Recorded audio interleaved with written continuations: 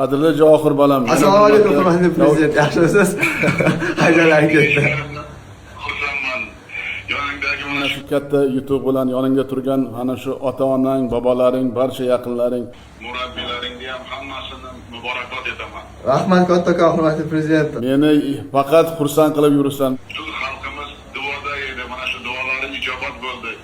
Yurtimizni kuch-qudratini, yoshlar nimaga qodir ekanini, 3-renessansni poydevorida O'zbekistonda bo'lishini butun dunyoga tarannum etding.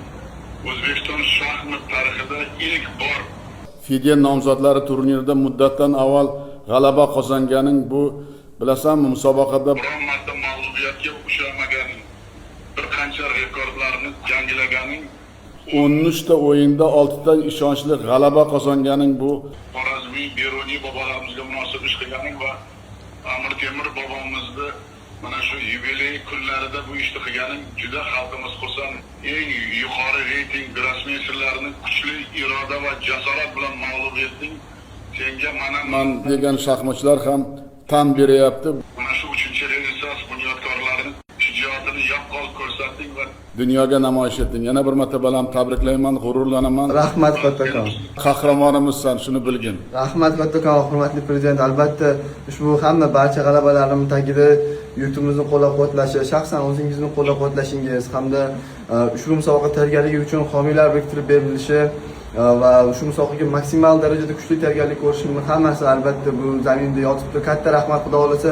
Albatta bu boshlanishi, olimpiadada ham yurtdoshlarimiz bilan g'alaba qozonishga harakat qilamiz hamda yilning oxirida bo'lib o'tadigan jahon toji uchun kurashda xudo xolasa o'shanda ham g'alaba qozonaman. Katta rahmat qo'llab-quvvatlab turganingiz uchun.